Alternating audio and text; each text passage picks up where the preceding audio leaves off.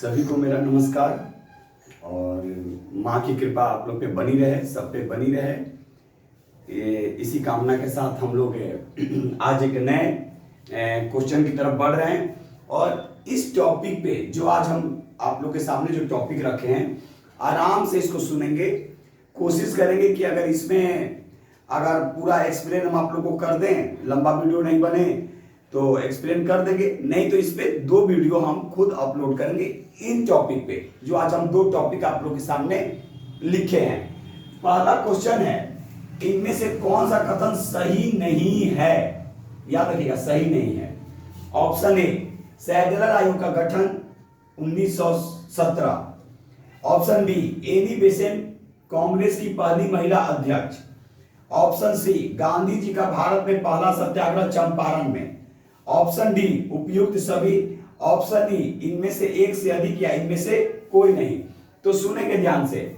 सैजलर आयोग का गठन 1917 ईस्वी में किया गया था। यह शिक्षा के लिए किया गया था। 10+2+3 यानी ये आपका सही हो गया। Option B, Annie Besant Congress की पहली महिला अध्यक्ष थी। याद रखिएगा, ये भारतीय नहीं, पहली महिला अध्यक्ष बनाई गई थी ये 1917 में, यानी ये भी ऑप्शन सही हो गया। ऑप्शन सी, गांधी जी का भारत में पहला सत्याग्रह। भारत पूछ रहा है, देखेंगे एक एक लाइन को अंडरलाइन कर, एक एक वर्ड को अंडरलाइन करेंगे। भारत में पहला सत्याग्रह, तो भारत में पहला सत्याग्रह चंपारण में 1917, यानी ये भी आपका सही हो गया। ऑप्शन डी, उपयुक्त सभी, यानी ये तीनों ऊपर का सही है, ए बी सी।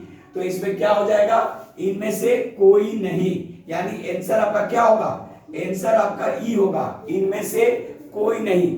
फिर से आराम से सुनेंगे मेरी बात को। क्वेश्चन कर रहा है कि इनमें से कौन सा कथन सही नहीं है। तो ऑप्शन ए, सैजलर आयोग का गठन 1917 ईस्वी में शिक्षा के लिए किया जाता है, ये था 10+2+3। Option B, Annie Besant Congress की पहली महिला अध्यक्ष कलकत्ता के अधिवेशन में बनाई जाती है, ये 1917 ईस्वी में हुआ था। अगर भारतीय लग जाता तो सरोजनी नायडू 1925 कानपुर अधिवेशन में, याद रखिएगा। ऑप्शन सी, गांधी जी का भारत में पहला सत्याग्रह, तो गांधी जी का भारत में पहला सत्याग्रह चंपारण में नील की खेती के विरोध में किया गया था, ये भी 1917 ईस्वी में ही किया गया था, यानी ये भी सही है।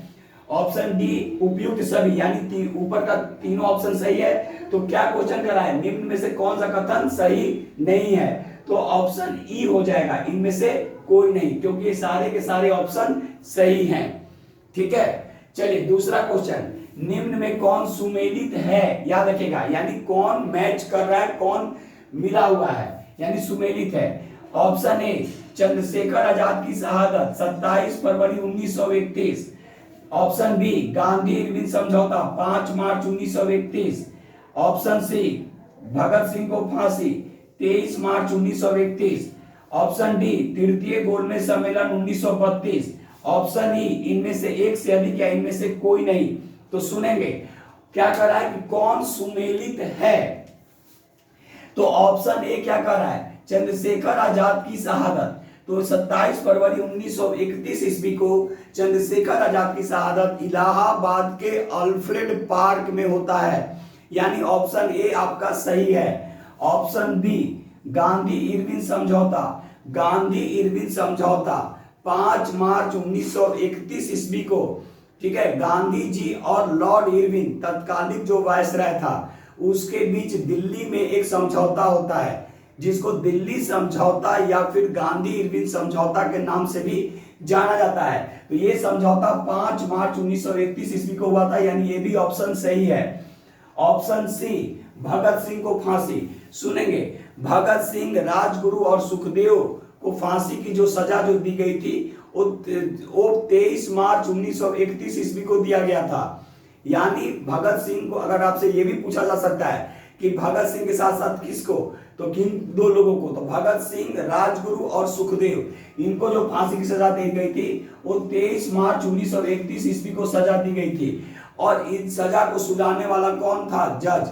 यानी अगर न्यायाधीश पूछेगा तो जेसी हिल्टन, याद रखिएगा, भगत सिंह को फांसी की सजा सुनाने वाला न्यायाधीश था जेसी हिल्टन, याद रखेंगे। यहां हम लिख देंगे न्यायाधीश कौन था, यानी सजा सुनाने वाला न्यायाधीश, ठीक है, सजा सुनाने वाला अगर न्यायाधीश पूछेगा तो जेसी हिल्टन, याद रखिएगा इस नाम को, जेसी हिल्टन। तो ये ऑप्शन सी भी सही है। चौथा ऑप्शन डी, तृतीय गोलमेज सम्मेलन 1932, सुनेंगे, तृतीय गोलमेज सम्मेलन जो हुआ था ये 1932 ईस्वी में लंदन में हुआ था, यानी ये भी ऑप्शन आपका सही है। यानी क्या है भाई, कौन सुमेलित है, तो इनमें से एक से अधिक, यानी आंसर क्या हो जाएगा, आंसर ई हो जाएगा, याद रखिएगा, आंसर जो होगा वो ई होगा। एक चीज याद रखिएगा, अब इसमें बहुत सारे क्वेश्चन बनते हैं, जैसे गोलमेज सम्मेलन, तो गोलमेज सम्मेलन 3 हुआ था 1930, 31 और 32, और ये तीनों गोलमेज सम्मेलन कहां हुए थे, ये तीनों गोलमेज सम्मेलन लंदन में हुआ था। अब इसमें क्वेश्चन आपसे ये भी पूछा जा सकता है कि तीनों गोलमेज सम्मेलन में भारत की तरफ से भाग लेने वाला व्यक्ति कौन था, तो तीनों गोलमेज सम्मेलन में भारत की तरफ से भाग लेने वाला व्यक्ति BR अम्बेडकर यानी भीमराव अंबेडकर थे। कांग्रेस किस गोलमेज सम्मेलन में भाग ली थी, तो कांग्रेस द्वितीय गोलमेज सम्मेलन में भाग ली थी। कांग्रेस की तरफ से कौन भाग लिया था, तो कांग्रेस की तरफ से गांधी जी भाग लिए थे। तीनों गोलमेज सम्मेलन के समय ब्रिटेन के प्रधानमंत्री कौन थे, तो तीनों गोलमेज सम्मेलन के समय ब्रिटेन के प्रधानमंत्री रैमजे मैकडोनल्ड थे, याद रखिएगा। तो इतने क्वेश्चन आपसे बनते हैं, तो आराम से, क्योंकि हम इस पे एक और वीडियो अपलोड करेंगे जो लॉर्ड इरविन पे स्पेशल रहेगा, और क्योंकि लॉर्ड इरविन का शासनकाल 1926 से 1931 माना जाता है, और इस बीच भारत में कई ऐसे आंदोलन हुए जो कहीं ना कहीं, ठीक है, वो भारतीय स्वतंत्रता के रूप को, वो स्वतंत्रता के लिए एक मिसाल साबित हुआ, तो उस पर भी हम लोग बात करेंगे। तो ऐसे आपको पढ़ना होगा, ये नहीं कि बस केवल सर 2 क्वेश्चन दिए, कौन सही नहीं है और कौन सुमेलित है, बस हो गया, नहीं, आपको उस पर वर्क करना पड़ेगा। जैसे अभी हम आपको बताएं, तो एक बार फिर से देख लीजिए, हम रिपीट कर दे रहे हैं। क्वेश्चन क्या था, इनमें से कौन सा सही नहीं है, तो क्या है भाई, सैटेलर आयोग का गठन 1917, ये सही है। एनी बेसेंट कांग्रेस की पहली महिला अध्यक्ष, ये भी सही है। गांधी जी का भारत में पहला सत्याग्रह चंपारण में, ये भी सही है, यानी उपयुक्त सभी सही है। तो क्वेश्चन क्या करा, सही नहीं है, तो क्या है, सही नहीं है, तो ऑप्शन ई हो जाएगा, यानी इनमें से कोई नहीं, ठीक है, यानी सभी के सभी सही हैं। हम देखिए बार बार इसलिए रिपीट करते हैं ताकि आपके माइंड में पूरी तरह से हिट हो जाए। क्वेश्चन नंबर 2 क्या करा है, निम्न में कौन सुमेलित है, ऑप्शन ए क्या करा है, चंद्रशेखर आजाद की शहादत, तो 27 फरवरी 1931 ईस्वी को, सही है। गांधी इरविन समझौता 5 मार्च 1931, ये भी सही है। भगत सिंह को फांसी 23 मार्च 1931, ये भी सही है। तृतीय गोलमेज सम्मेलन 1932, ये भी सही है, अभी आपको बताया भी। तो इनमें से एक से अधिक, यानी ऑप्शन ई हो जाएगा। तो इस तरह से करना है, ये नहीं कि बस पढ़ते गए और पूरा कंप्लीट कर लिया 1885 से 1947 और क्वेश्चन आने के बाद फिर कंफ्यूज कर गए। तो हम नए नए तरीके से आप लोगों के सामने रख रहे हैं ताकि आपको ज्यादा से ज्यादा बेनिफिट मिलता रहे।